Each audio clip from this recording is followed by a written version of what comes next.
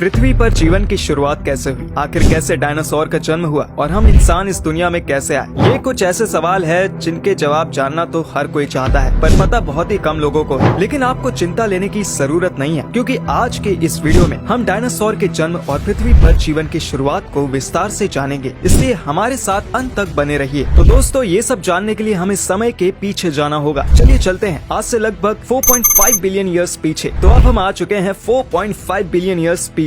इस टाइम हमारी पृथ्वी एक जायंट स्टोन के जैसी थी और हमारी पृथ्वी का टेम्परेचर 1200 डिग्री सेल्सियस था और हमारे अर्थ पर किसी भी तरह की लाइफ एग्जिस्ट नहीं करती थी। इसके अलावा वोल्केनो इरोशन की वजह से हमारे अर्थ पर हर तरफ लावा ही लावा था और हमारी पृथ्वी से स्पेस से आए मेटेओर्स और एस्ट्रॉइड्स टकरा रहे थे। और इसी टाइम एक बहुत ही बड़ा प्लैनेट 15 किलोमीटर पर सेकंड की स्पीड से स्पेस से हमारी पृथ्वी की ओर बढ़ रहा था और फाइनली वो प्लैनेट हमारे अर्थ से टकरा गया। इस प्लैनेट के हमारे अर्थ से टकराने की वजह से अर्थ और उस प्लैनेट के टूटे हुए टुकड़े स्पेस में अर्थ के चक्कर लगाने लगे और उस समय हमारी पृथ्वी के पास भी शनि ग्रह की तरह ही रिंग्स थे। अब हमारी पृथ्वी का चक्कर लगा रहे वो टुकड़े एक जगह पर अट्रैक्ट होने लगे और इन्हीं टुकड़ों के एक जगह पर अट्रैक्ट होने की वजह से निर्माण हुआ हमारे मून का, यानी चंद्रमा का। और अब हम आ चुके हैं 3.9 बिलियन ईयर्स पीछे। इस टाइम आउटर सोलर सिस्टम में कई बदलाव आ चुके थे और इसी वजह से सोलर सिस्टम में मौजूद प्लैनेट्स के ऑर्बिट में भी बदलाव हुए और प्लैनेट्स के ऑर्बिट के गुरुत्वाकर्षण बल की वजह से एक बार फिर से अर्थ से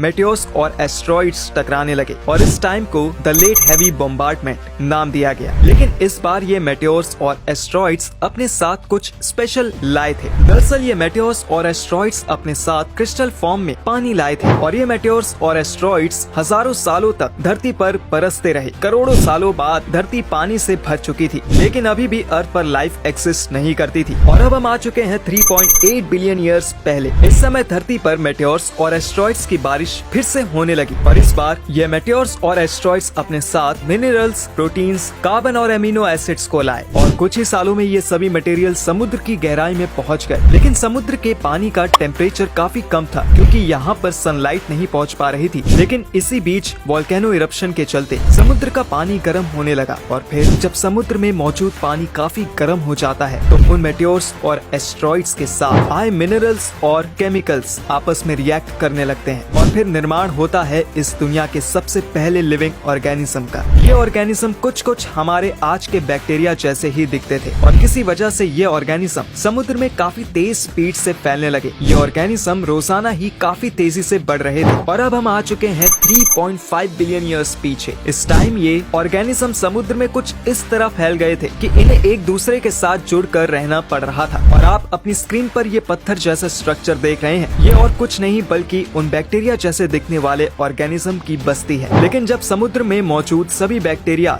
इन पत्थर जैसे स्ट्रक्चर्स में बदल गए और फिर शुरू हुई फोटोसिंथेसिस प्रोसेस और फिर इस प्रोसेस के आखिर में ये बैक्टीरिया बाय प्रोडक्ट के रूप में एक गैस रिलीज करते हैं और वो गैस थी ऑक्सीजन, जो कि पृथ्वी पर लिविंग बींग्स को जिंदा रखने में सबसे इम्पोर्टेंट थी। और अब इन बैक्टीरिया की संख्या काफी बढ़ चुकी थी और ये ऑर्गेनिज्म फोटोसिंथेसिस प्रोसेस को लगातार तेजी से कर रहे, जिससे पृथ्वी पर ऑक्सीजन काफी तेजी से बढ़ रही थी और पृथ्वी का माहौल काफी हद तक साफ होता जा रहा था। और अब हम आ चुके हैं 1.5 बिलियन ईयर्स पीछे। इस टाइम पृथ्वी का एटमॉस्फेयर आज जैसा ही हो चुका था, लेकिन अभी भी पृथ्वी पर कोई कॉम्प्लेक्स लाइफ एक्सिस्ट नहीं करती थी और न ही पृथ्वी पर आज के जैसे बड़े महाद्वीप थे। धरती पर महाद्वीप के नाम पर छोटे छोटे आइलैंड्स ही मौजूद थे। लेकिन कुछ साल बीतने के बाद पृथ्वी के क्रस्ट में हलचल होने लगी। पृथ्वी एक क्रस्ट मूवमेंट करने लगी और धरती का सरफेस कई सारे टेक्टोनिक प्लेट्स में बदल गया। कुछ सालों बाद ये सभी टेक्टोनिक प्लेट्स आपस में जुड़ने लगे और फिर जन्म हुआ सुपर महाद्वीप रोडिनिया का। उस समय पृथ्वी का एक दिन तकरीबन 18 घंटे का होता था और उस समय पृथ्वी का टेम्परेचर भी काफी हद तक कम हो चुका था। और अब हम आ चुके हैं 750 मिलियन ईयर्स पीछे। इस टाइम धरती का सुपर महाद्वीप रोडिनिया जो हिस्सों में बढ़ चुका था और हर जगह वोल्केनो इरप्शन होने लगा था,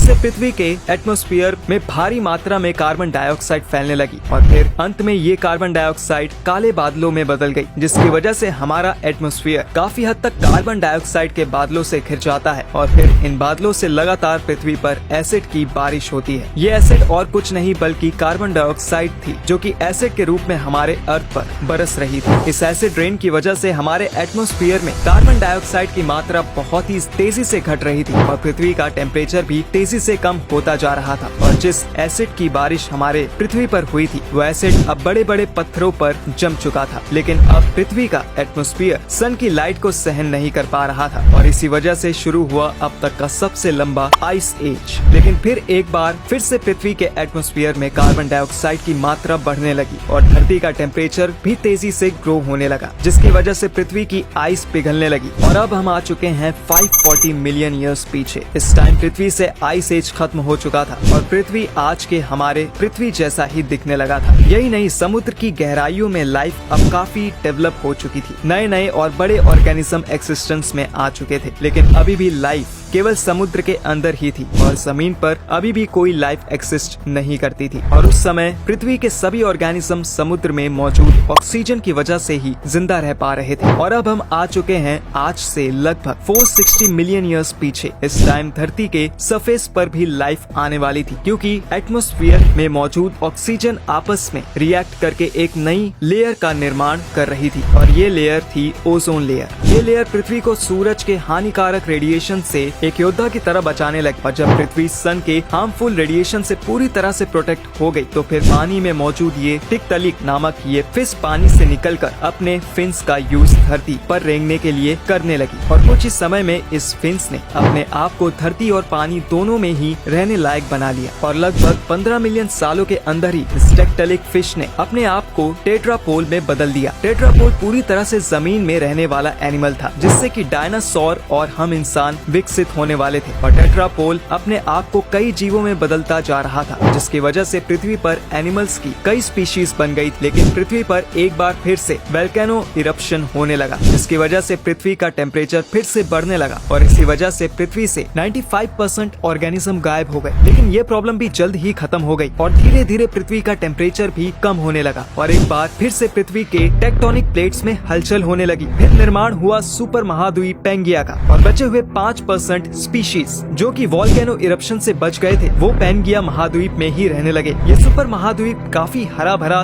साफ था और बचे हुए 5% जानवर डायनासोरस और अलग अलग तरीके के जानवर में डेवलप हो गए और इस तरह हुआ डायनासोर्स का जन्म। तो दोस्तों आज के लिए बस इतना ही। आशा है आपको आज का ये वीडियो अच्छा लगा होगा और अगर हाँ तो इसे लाइक एंड शेयर कीजिएगा। तो मिलते हैं फिर किसी मजेदार वीडियो में, तब तक के लिए धन्यवाद।